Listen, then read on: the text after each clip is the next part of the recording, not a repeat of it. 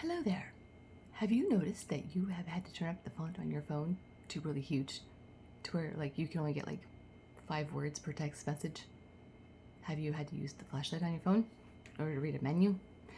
Are you noticing any friends offering you some magnifying glasses so that you can read better and while they work? Well, welcome to Presbyopia. It's a great social equalizer. We're all gonna get it. It's okay. You're not alone. You are so not alone.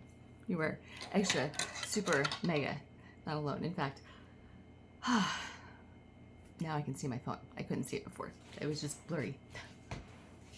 My food is blurry, my fingernails are blurry. Everything's blurry up close. Far away is fine, but reading is awful for me. And that's probably something that you've experienced too, I imagine. Or you're in denial. It's okay, I won't tell anybody. It's just between you and me. You can let me know. I'm Rachel. I've been an ophthalmic technician now for over 30 years. I have taught hundreds of students and I have seen thousands of patients. I have explained this to so many people. I don't know why I didn't make this video sooner, just to help out my friends who have asked numerous questions on, well, can I get LASIK? No, that's for the cornea on the outside of the eye.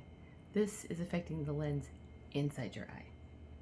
Did you maybe dissect any eyes when you were in school, like cow eye, sheep eye, pig eye, and you played with the little rubber bouncy thing that was inside? Yeah, that's the lens. And it was probably opacified slightly yellow and very rubbery and kind of bounced like a football because it wasn't very perfectly round, right? Yeah, well, that wonderful thing is made of cells that have no organelles. It is fascinating, but we can get to the anatomy of the eye another time. Let's just explain to you what's going on, okay? So there is a lens inside your eye that floats kind of like a banana slice in a jello mold, if you will, behind your iris. Pretty cool, huh? And unlike a camera that has a lens that can go back and forth to accommodate for different focal points, your lens can't go anywhere. It just changes shape. The muscles squeeze it to make it more convex so that it magnifies, so that you can read, and then it stretches out, relaxes, and it looks into the distance where you can see the moon and the stars and infinity and beyond. And maybe you get to see the aurora in the past few nights. Yay! Yes, and you can see infinitely. You see light years away, wherever the light reflects. So 2020 is another conversation for another day as well. Because that's not an exact, accurate depiction of what your vision is. It is just a standard of measurement, if you will. So, as you get older, between 40 and 60, just depending upon whether you have long eyes or short eyes, y'all long-eyed folk get it a little bit later in life as opposed to us short-eyed folk. But it loses its elasticity and it doesn't want to become the ball anymore. And perhaps there was a brief period of time where you noticed that if you looked at your dashboard and you were looking at, I don't know, your gas gauge or your speed or whatever, and then you looked out to the license plate or the road signs, there was just a split second where it was just a little bit blurry. There was a lag in focus. It wasn't like instant, like it has always been. It was just like this moment of blur. And maybe you caught it, maybe you didn't.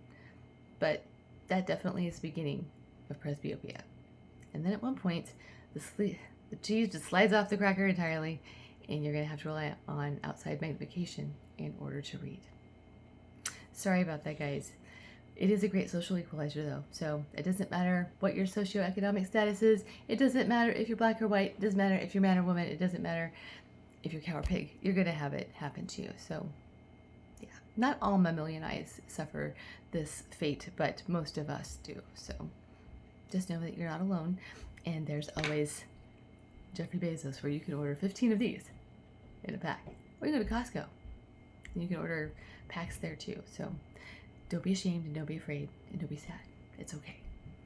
Just know that you can't get LASIK because LASIK is the cornea on the outside of the eye. For lack of a better way to put it, and this is not at all like the best way to describe it, I guess, but the lens is like the light bulb on your headlamp, and the outside plastic is like your cornea. It's not an exact model, but you get the point, right? So, and when you do LASIK, you're reshaping the outside, which will do nothing for what's going on in here. However, you can get the lens inside your eye replaced because, well, that's going to happen next, right? Is it becomes opacified. So depending upon your water intake, your environment, genetics, and basically how much sun you're exposed to, the lens inside your eye is also going to begin to opacify. And this happens in different ways. Sometimes it can happen in spots. Sometimes it happens in spokes. Sometimes it happens kind of all at once, but not too terribly often. Sometimes it happens in a starburst. And it will actually yellow when it opacifies as well, which will rob you of the color blue. So you have natural blue blockers going on inside your eye. And yes, it is because of the UV that happens. So what they do, and this is one time that Medicare will actually cover for vision, for refraction and for glasses, is the one time postoperatively after having cataract surgery. It's the only time Medicare will cover that. So it is something, again, that happens to all of us, but you can have that surgery earlier. It's called a clear lens exchange if you wanted to. It does cost about the same as having LASIK, and it lasts for about 20 years. Now, there's a multitude of different lenses that are available out there. You can have one that's fixed at a certain distance, like you can have it set for distance vision and wear reading glasses. Or you can have it set for one eye close up and one eye far away, monovision, much like you can get with contact lenses.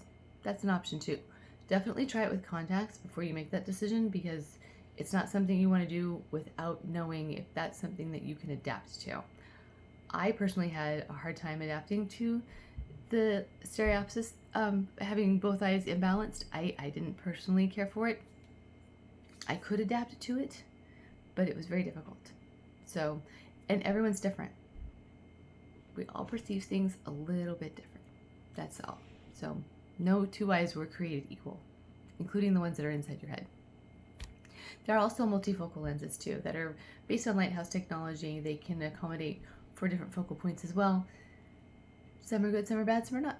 And there's a new one out now that I know can have up to 3 prescription changes before it solidifies, put out there by RX Sight, and it is actually affected by UV.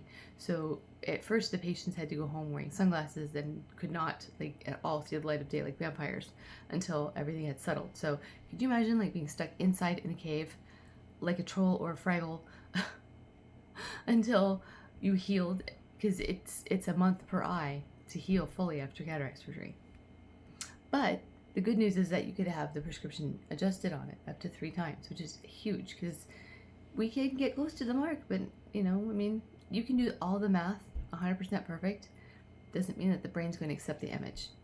And that's the unfortunate part, is you can have all that math perfect, right on, 100%, and patient still doesn't like it because of the way that everything's mapped in the eye, the way it's used to being perceived. It's just the way it is. Eyes are very, very picky.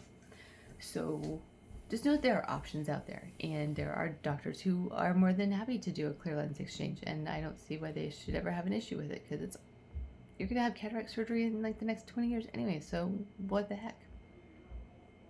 Go for it. I say go for it and get it done early. I'm very strongly contemplating it, but we shall see. And it is a very simple surgery. It's not like it used to be. It used to take 40 minutes and you used to get put under. Now it is a bloodless procedure with no suture and takes 10 minutes basically. And that's pretty amazing, actually. It's awesome. The technology's come a long, long way, and it is the most common surgery next to having dental surgery, like a root canal or cavity fixed. So very safe, very okay. Just make sure you like your doctor. If you're not comfortable and you don't like your doctor, I don't care what body part you're seeing your doctor for.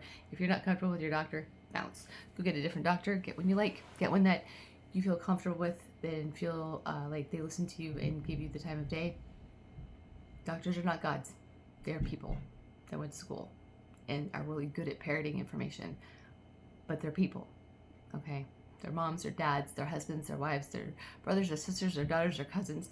Some of them are jerks and some of them are cool. And not every two people are going to get along the same. So love your doctor.